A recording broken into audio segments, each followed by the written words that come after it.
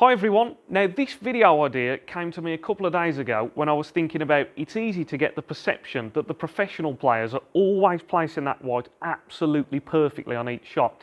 Now obviously they do have incredibly good cue ball control, but I wanted to show in this video that no two breaks are absolutely the same. So what I've done is I've set the balls up in a fixed position, I've marked where these reds are, and I'm going to try and clear the table 2 times, and I'm going to show you that the break will vary very slightly from one to the other. So I'm going to show the 2 breaks, and then also I'm going to show the 2 breaks overlaid on top of one another, so you can see me making the break and the way the cue ball is moving about in different positions.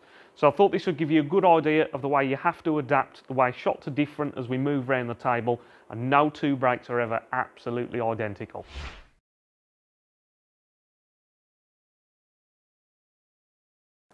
Right, so we've got the first break here, and I'm trying to keep everything as simple as possible, not trying to do anything fancy here. So just middle of the cue ball there, trying to leave myself pretty much straight on the pink.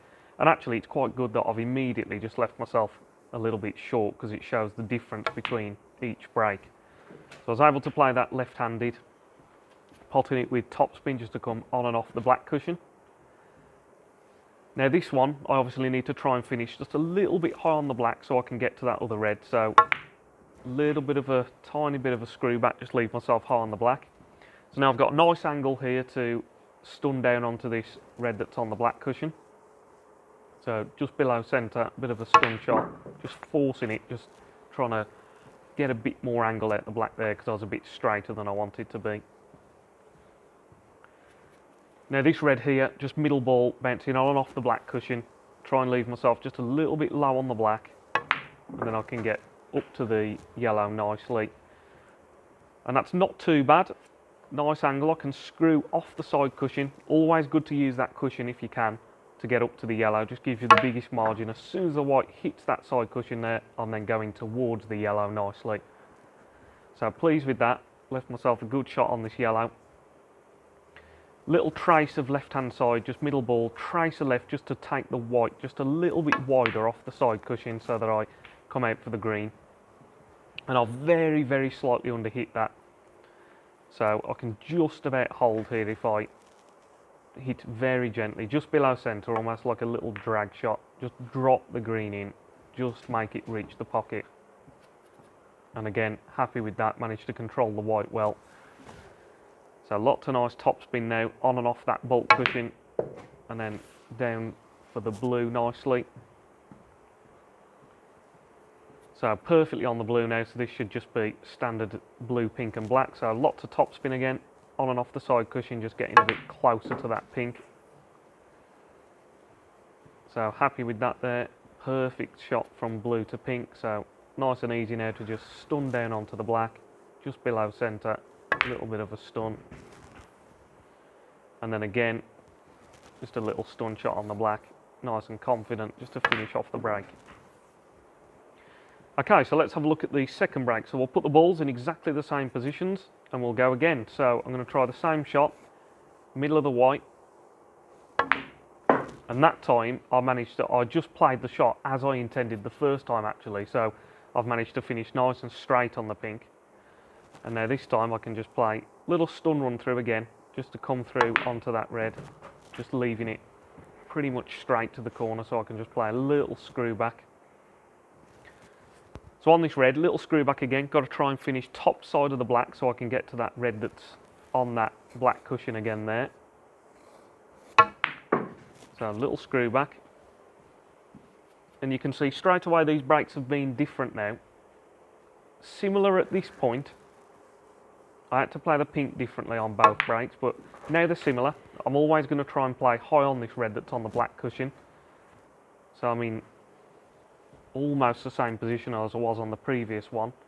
And now this one, I'm trying to leave myself high on the black here so I can come off 2 cushions. And I actually just underhit it slightly. I want it to be a bit higher than this, so you can see I'm just off straight.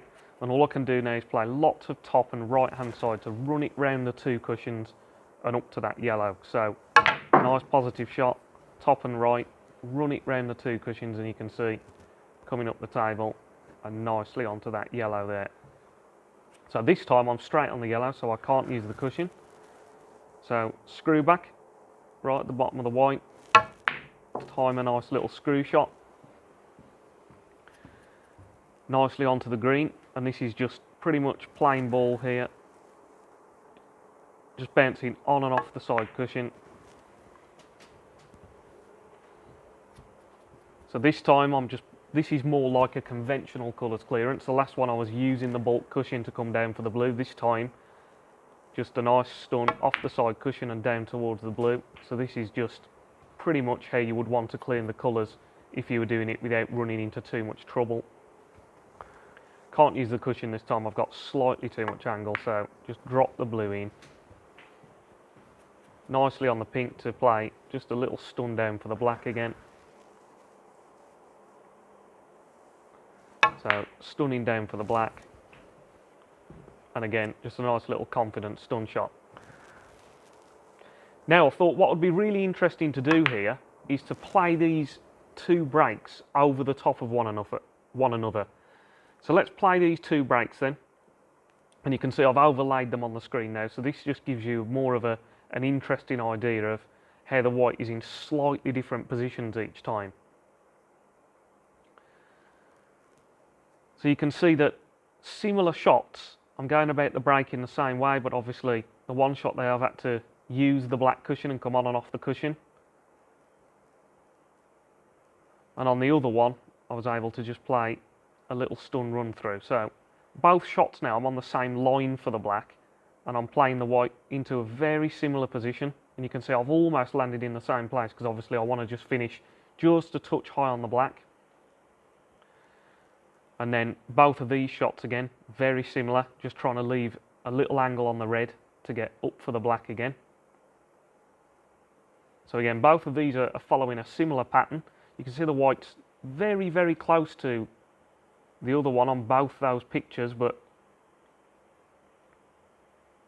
you're always doing slightly different positional shots. So obviously the one white now is low enough to screw off the side cushion. The other white, I've got to play round off two cushions. So two different shots there up to the yellow. You can see the white coming round on the one and off the side cushion on the other. So both leaving a nice shot on the yellow, but of course both breaks are just slightly different. And of course, this is why it's always good to build up your repertoire of shots. I always think of snooker as a bit like having a toolbox and you've got lots of different tools for the job. Well, on this break here, doesn't matter where the white lands, I feel like I can go into that toolbox that I've got and pick out a shot that's going to allow me to get onto the next ball. So you can see the two different whites again here. Both of them not in bad positions. I can get nicely to the blue from both of these. And you can see both of those, I've left a nice shot on the blue, nice angle to just come down for the pink. So they're almost on the same line, just slightly further away the one. And I've got the same idea on the pink here, almost on the same line, just leaving a nice angle to get down for the black. But what I wanted to highlight here and what's really important is that you're never getting the white absolutely perfect. So that was why I wanted to do this video. I just thought it'd be interesting to show the difference between those two clearances. So as always everybody, I hope that was valuable insight there. I thought it was an interesting thing to do to show that no two breaks are ever absolutely the same. We're always having to reevaluate and change that plan very slightly. So if you did enjoy this video, remember to give it a like. If you enjoy this content, please consider subscribing to the channel because that just really helps me to keep this content coming. I'm really excited now that as of next week, I'll be continuing my personal one-to-one sessions helping players on the table. So for anyone that's interested in booking a session, you can have a look at my website, www.bartonsnooker.co.uk. All my details are on there and you can send me a message on WhatsApp as well if that's more convenient. And as always, thanks for watching everybody. Stay safe. Cheers.